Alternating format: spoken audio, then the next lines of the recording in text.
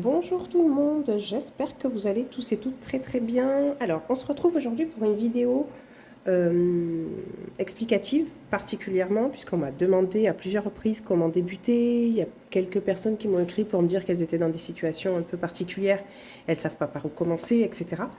Donc, je vais faire une petite vidéo pour expliquer la méthode des enveloppes qu'on appelle base zéro ou méthode des enveloppes budgétaires. Alors, base zéro, moi personnellement, je fais en sorte de ne pas me retrouver à zéro à la fin de ma budgétisation, tout simplement parce que je me connais et je sais que je vais dépenser en CB. Et de deux, parce que je me dis, on ne sait jamais s'il y a un petit prélèvement qui passe par là que je n'avais pas prévu, etc. Du coup, voilà. Alors, donc pour commencer, la méthode des enveloppes budgétaires, déjà, bonne initiative, franchement, c'est une méthode que je pratique depuis 2021. Avant, j'utilisais classe B. Moi, les espèces, c'était pas pour moi. Ça me saoulait d'avoir des espèces dans le portefeuille. Ça partait en 2 secondes. Du coup, je fonctionnais qu'en CB.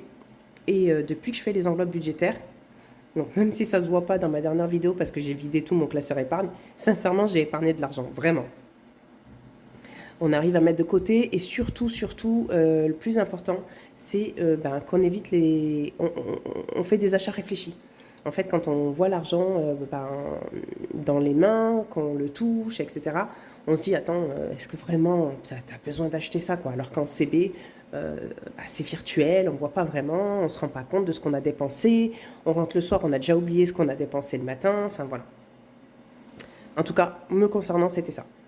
Donc, les enveloppes budgétaires, qu'est-ce que c'est? En fait, c'est un système qui permet de budgéter son mois et une fois qu'on a déduit l'ensemble des charges fixes de nos revenus, puisque les charges fixes de toute façon vont être forcément prélevées, donc ce qu'on appelle charges fixes, c'est des charges mensuelles qui sont automatiquement prélevées sur votre compte bancaire, pardon, que ce soit le loyer, que ce soit l'électricité, les factures téléphoniques, les factures de box, les assurances, les prélèvements. Si vous mettez de l'argent de côté, moi je les compte dans mes charges fixes.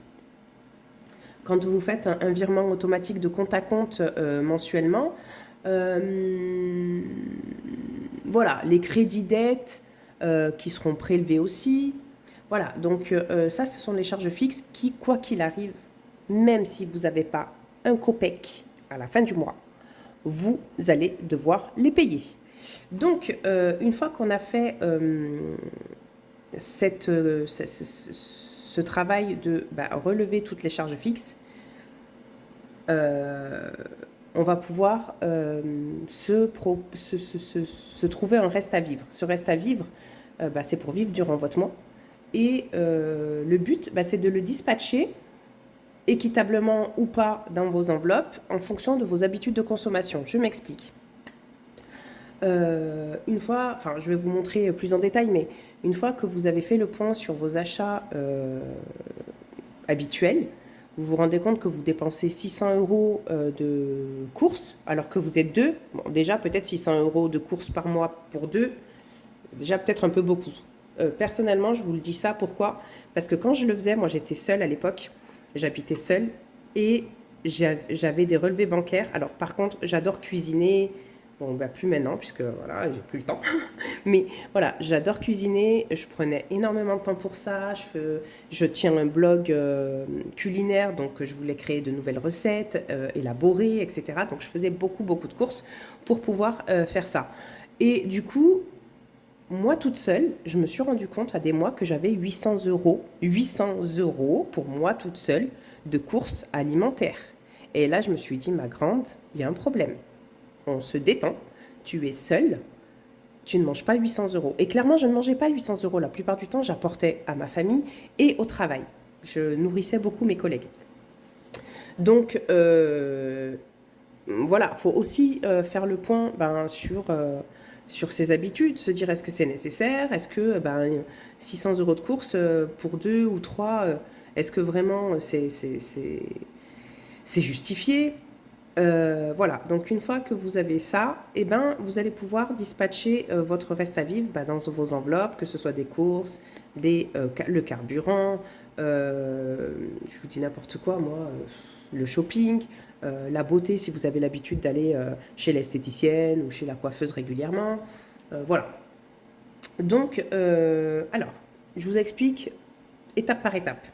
Donc, étape 1, franchement, c'est indispensable. Prendre les 3 derniers relevés bancaires, et je dis les 3 derniers, mais le mieux c'est de prendre l'année. Pourquoi? Parce qu'en fait, dans l'année, on a des prélèvements annuels qu'on oublie très régulièrement. Et du coup, le fait de les voir dans les relevés bancaires, ça va vous permettre de noter qu'à telle date, vous avez tel prélèvement. Donc, c'est mieux. Après un mois, un an de relevé bancaire, c'est très long. Déjà, 3 mois, c'est long, mais sincèrement, c'est un travail indispensable. Donc, moi, j'ai pris les 3 derniers mois de mes relevés bancaires. Je les ai imprimés. Avec un stabilo, j'ai surligné déjà d'une couleur toutes les charges fixes. Donc, on prend toutes les charges fixes qu'on surligne d'une certaine couleur. Et ensuite, c'est de surligner avec d'autres couleurs les catégories différentes. Par exemple, en bleu, les achats courses, que ce soit alimentaire ou hygiène, ou si vous voulez faire la distinction, c'est vous qui voyez. En vert, les paiements shopping, en jaune, le carburant, en rose, les sorties avec les enfants. Vous avez compris le principe. Une couleur par catégorie de dépenses. Après, ne faites pas trop de catégories. Ne faites pas McDo et parc d'attractions. Faites sortie, parce qu'après, vous avez trop d'enveloppes et c'est pas gérable. En tout cas, je trouve. Donc, une fois que vous avez catégorisé tout ça, donc vous avez vos couleurs. Vos couleurs ont un nom de catégorie. Et vous avez les charges fixes d'une autre couleur qui est bien visible. On est d'accord? On passe à l'étape 2. Donc, l'étape 2, donc vous avez toutes vos charges fixes, ça on n'en parle plus, on les laisse de côté, mais on les garde puisqu'on va en avoir besoin. Et toutes les catégories d'achat, on va les sélectionner pour déterminer vos catégories qui seront vos enveloppes au mois. C'est-à-dire, moi par exemple, alors, moi je fonctionne à la semaine, mais quand je retire mon argent début de mois, je mets tout là-dedans dans mon classeur mensuel. Mes catégories à moi, ce sont les courses, dans laquelle je mets hygiène et alimentaire. Pour information, avant je séparais et en fait, ça faisait des enveloppes de trop, donc j'ai tout mis ensemble. Divers, qui sert à tout. Imprévu, pareil, qui sert un peu à tout. Bébé, puisque j'ai un bébé de 11 mois et du coup, ça coûte de l'argent. Pharmacie, parce que pareil, depuis que j'ai bébé, je passe mon temps à la pharmacie pour des biberons, pour des tétines, pour des cotons, pour ci, pour ça, etc. La beauté, parce que je vais chez l'esthéticienne. Alors, achat crèche, ça, c'est pas une catégorie du mois, mais j'ai une épargne achat crèche. Je la mets quand même dans mon mois parce que je sais que tous les mois, je vais devoir récupérer un peu d'épargne de cette enveloppe achat crèche pour acheter ce qu'il faut pour la crèche. Alors oui, j'avais resto sortie à l'époque, quand j'avais pas bébé. Du coup, elle ne sert plus cette catégorie aujourd'hui. Carburant que je paye en carte bancaire et les paiements CB, en fait, je m'autorise un budget en carte bleue puisque de toute façon, je sais que je vais faire de la carte. Et ensuite, j'ai cette enveloppe défi flash. C'est juste pour me rappeler, d'ailleurs que j'oublie à chaque fois quand je fais le remplissage, de lancer le dé pour le défi flash, mais ça, c'est autre chose. Et ici, j'ai la catégorie économie du mois. Donc, toutes les semaines, quand je viens faire mon bilan, je vais mettre mes économies là-dedans. Et ça, c'est une enveloppe à reporter. L'enveloppe à reporter, elle me sert personnellement quand je fais trop de cartes bancaires, je viens retirer le liquide de mes économies que je mets là pour éviter en fait à devoir les remettre en banque pour pouvoir après, non, ça me saoule. Du coup, je récupère mes économies, je les mets là-dedans et le mois d'après, je retirerai moins d'argent au début du mois puisque j'aurai déjà récupéré les économies du mois. Et je ferai un virement en fonction pour rembourser mes dépenses en carte bleue. Donc ça, ce sont les catégories, donc vos enveloppes mensuelles. Et donc, ces enveloppes mensuelles, moi, je fonctionne à la semaine, donc j'ai exactement les mêmes enveloppes dans mon portefeuille. Donc, ce classeur mensuel ici, il reste à la maison. Celui-là, c'est mon portefeuille qui m'accompagne partout et j'ai exactement les mêmes enveloppes dans lesquelles je viens mettre la somme de mon mois divisé par 4 puisque je fonctionne en 4 semaines mensuelles. Donc, pareil, j'ai les courses, imprévus, divers, pharmacie, bébé, blablabla. Donc là, vous avez déterminé vos catégories, vous avez déterminé les enveloppes qui vont vous accompagner tout le long du mois et de la semaine. Ensuite, il faudra sélectionner, choisir vos épargnes, puisque les économies que vous allez réaliser pendant la semaine et pendant votre mois, le but, c'est de les mettre dans des épargnes. Donc, les épargnes, en général, il y a tout le temps les mêmes. Donc, fonds d'urgence qui est nécessaire, c'est un peu une case imprévue. Les anniversaires, Noël, les sorties, qu'est-ce qu'il peut y avoir? Enfin, voilà, tout ce que vous voulez provisionner pour l'année et pour vous éviter le jour J d'avoir à dépenser de l'argent. Je reviens, j'ai en fait ma friteuse à air chaud qui fonctionne. Je vais juste vérifier que tout va bien. Voilà. Alors, pardon. Pardon.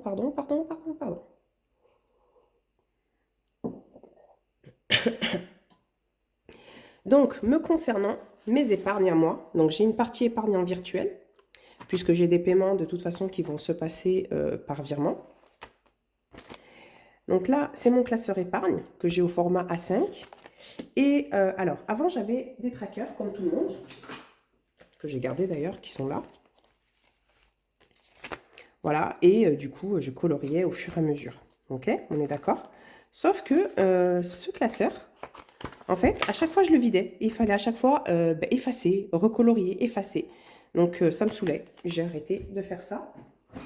Et je trouve que ce système est plutôt pas mal.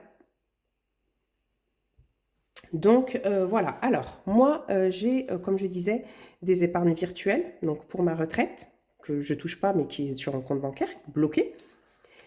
Donc ça, c'est mon enveloppe. Et ici, j'ai une fiche tracker dans laquelle je note sur format papier. Donc celle-ci, elle n'est pas plastifiée, je ne l'effacerai pas. Et en fait, c'est volontaire puisque je veux garder une trace parce que je ne sais pas où est passé l'argent de mon classeur que j'ai dépensé. Du coup, qui accompagne l'enveloppe. Ok ? J'ai mon plan d'entreprise, mon plan épargne entreprise. J'ai mon livret long terme, qui est en fait mon livret A, un fonds de secours virtuel si on veut. Donc celui-ci qui bouge, hein. Donc ici on voit les mouvements que j'ai réalisés, etc.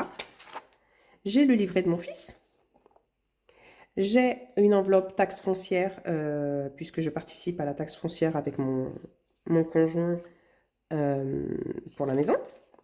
Donc voilà, donc moi j'ai un objectif de 800 € mensuels, même si elle est très très loin de faire ce montant-là, mais je ne peux pas donner, je ne peux pas faire plus. J'ai une enveloppe virtuelle qui est pour faire les achats de mon fils en virtuel. J'ai la régularisation d'électricité que finalement je ne paierai pas parce que je ne peux pas. J'ai la catégorie impôts, puisque en septembre, on paye les impôts en plus de nos prélèvements à la source. Voilà. Et ça, c'est un projet 1 que je ne montrerai pas. Et puis, j'ai la même chose en projet 2 dans laquelle je n'ai rien mis pour l'instant puisque je ne sais pas ce que je ferai. Et j'ai une catégorie enveloppe achat web parce que je fais beaucoup d'achats sur Internet depuis que j'ai bébé. Ensuite, on passe aux enveloppes en espèces. Donc ça, ces enveloppes-là, donc elles sont ouvertes comme ça. Je ne sais pas si vous voyez, normalement oui. Tac, bon, de toute façon, je vous montre, voilà, il y a 10 €. Ces enveloppes en espèces, cet argent provient d'où? Il provient tout simplement de mes économies que j'ai fait à la semaine. C'est-à-dire que quand j'ai dispatché mes revenus, enfin mon reste à vivre, pardon, dans mes enveloppes à la semaine, j'ai fait mes courses, j'ai fait mes achats, blablabla, la semaine est finie. Tiens, il me reste 40 €. Ah ben super, je vais pouvoir les épargner. Donc cette épargne, je la mets dans mes économies du mois. À la fin du mois, le but, c'est de venir remplir les épargnes. Les enveloppes épargne. Donc j'ai une enveloppe imprévue, j'ai une enveloppe anniversaire, j'ai une enveloppe bébé, j'ai une enveloppe famille pour faire des petits cadeaux quand on est invité, apporter un petit bouquet de fleurs, une boîte de chocolat, etc. J'ai l'épargne de la crèche du coup que je remplis régulièrement dans mon portefeuille puisque je dois fournir les couches et le lait. J'ai une enveloppe pour le Ramadan et l'Aïd. J'ai une enveloppe recevoir. Quand je reçois du monde à la maison, en général, moi, j'aime bien faire des brunchs. Et bien, ça coûte des sous. J'ai une enveloppe réserve alimentaire qui viendra compléter l'enveloppe course, je pense, parce que je ne sais pas trop quoi en faire. Moi, faire des réserves alimentaires, quand c'est du sec, encore ça va, mais tout ce qui est frais et tout, je ne fais pas. J'ai une enveloppe promo. Voilà, donc elles sont toutes ouvertes, hein. Elles ont toutes un petit billet de 10 puisque j'ai 10 € par enveloppe. J'ai une enveloppe pour la maison et la décoration. J'ai une enveloppe restauration, enfin resto, pour inviter des copines, ou, voilà. J'ai une enveloppe coiffeur, puisque le coiffeur, quand on a beaucoup de cheveux, ça coûte cher. J'ai une enveloppe beauté bien-être, pour éventuellement me faire un petit massage, un de ces quatre. Je ne sais pas quand, mais un de ces quatre. 10 € aussi. J'ai une enveloppe santé. Alors, cette enveloppe, pour moi, c'est pas particulièrement pour des frais de santé ou quoi. C'est parce que j'ai envie de me faire un blanchiment dentaire. Une enveloppe assurance rapatriement, ça c'est parce que je souhaiterais être enterrée dans mon pays d'origine. Donc, que celle-ci, on paye une fois dans l'année, hein. Donc, tous les ans, je récupère l'argent économisé et je le donne, pardon, à mon papa qui gère avec l'association cette assurance. Ça, c'est une enveloppe perso. J'ai une enveloppe pour moi. Pourquoi? Je sais pas, mais j'ai une enveloppe pour moi. Et ensuite, on passe dans la partie défis. Alors moi, j'ai pas beaucoup de défis, contrairement à la plupart des budgéteuses qui aiment faire des défis et venir ensuite remplir les épargnes. Pour l'instant, j'en ai pas beaucoup. Donc, j'ai le défi Flash qui a pour but en fait de lancer le dé tous les débuts de semaine, donc tous les remplissages de porte-monnaie, quand on remplit son portefeuille à la semaine. Et le but du jeu, c'est de mettre de côté ce sur quoi on est tombé. Donc si on tombe sur le 1, j'épargne 10 ou 5 €. Si on tombe sur le 2, je divise une enveloppe par 2 ou j'épargne un tiers d'une enveloppe. Si on tombe sur le 3, j'épargne 20 ou 10 €, en fonction bien sûr des budgets de chacun. Donc tout ça, c'est moi qui les ai créés. Alors, je vends tous mes supports. Là, j'ai juste à arrêter les commandes parce que avec bébé, le travail, parce que je suis salariée à temps plein, avec le bébé, le travail, la maison, les repas, le monde à la maison, etc. Sincèrement, j'y arrivais plus. Donc j'ai arrêté les commandes, mais parce qu'on m'a posé la question des dizaines de fois, je crée le planner 2025 qui va bientôt vous être présenté. Mon imprimante m'a lâché pour le moment, donc j'essaye de voir un petit peu comment la réparer. Et je vous présente ça pour le planner 2025 qui sera en vente effectivement au prix, comme d'habitude. Tous les autres planners, je les vendais au prix de 20 €, donc je ne vais pas changer le prix, je vais le laisser à 20 € également. Donc le défi flash, ensuite le défi des 5 € que tout le monde connaît. Ça, je l'ai appelé défi petit pâtissier. En fait, c'est un jeu de plateau, hein. On lance un dé, le but c'est d'avancer, etc. et d'épargner ce sur quoi on tombe. Embaucher une vendeuse, par exemple, t'épargnes 10 €. L'achat de blouse, t'épargnes 6 €, etc. Le défi Body Summer, parce que j'ai pour objectif depuis 10 mois maintenant, 11 mois, de perdre les 8 kilos de grossesse qui sont restés accrochés à mon corps. Et qui ne veulent absolument pas me quitter. Bref, donc le but, c'est que tous les kilos perdus, on épargne 10 €. Le défi des 100 enveloppes, que vous connaissez certainement. Donc ce défi-là, l'enveloppe 1, 1 €, l'enveloppe 2, 2 €, l'enveloppe 3, 3 €, etc., etc., que j'ai pas commencé non plus. Et le défi des petits sous, en fait, c'est le défi des centimes. OK? Donc voilà, ça c'est donc le classeur épargne. Et donc le but, comme j'ai expliqué, on vient faire son budget en début de mois. Tac. Donc on en était à l'étape 4.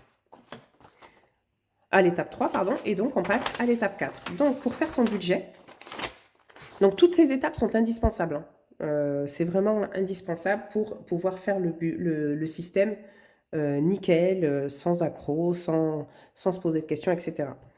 Donc faire son budget, on prend le total des revenus, on y enlève le montant des charges fixes qu'on a listé lors de notre stabilotage de relevé bancaire. Il va nous rester un reste à vivre. Donc ce reste à vivre, ce sera à dispatcher pour le mois dans les enveloppes mensuelles et ou semaines. S'il reste de l'argent en fonction de vos revenus en fait et du montant que vous avez décidé de mettre dans vos restes à vivre, si vous reste de l'argent, le mieux c'est de le mettre en épargne début de mois. C'est-à-dire que, par exemple, je vous donne un exemple ici, Vous avez 2000 euros de revenus, vous avez 1000 euros de charges fixes, donc il va vous rester 1000 euros de reste à vivre. Vous avez besoin pour toutes vos enveloppes mensuelles, les courses, le carburant, les sorties, etc., de 900 euros. Du coup, il vous reste 100 euros en début de mois. Bah, le mieux, c'est de les épargner. Moi, je ne peux pas.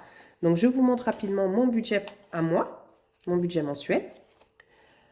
Alors ça, c'est un budget planner que j'ai acheté sur Temu, je crois, je ne sais plus.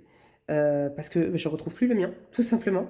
Et j'avais pas le temps d'imprimer, de perforer, blablabla. J'ai acheté ça un jour lors d'une commande, je suis tombée là-dessus, j'ai acheté ça et je me suis dit, allez, c'est bon, ça fera l'affaire en attendant que je me fasse un autre budget planner. Donc, moi, j'ai mon salaire, mais du coup, je note pas salaire, je note le reste en banque. Ce mois-ci, pour le mois de juillet, il me restait sur mon compte bancaire 1955 euros, sachant que j'y avais viré 300 euros puisque j'ai fait des achats bêtises. J'ai fait des ventes Vinted, j'en ai eu pour 90 euros. Et j'ai récupéré les économies du mois de juin, 280 euros que j'avais quand même économisé sur mes enveloppes du mois de juin. Mais comme j'ai dépensé 300 euros en carte bancaire sur juin qui n'était pas prévu, bah du coup, je les ai mis, cet argent-là, je l'ai mis dans l'enveloppe à reporter.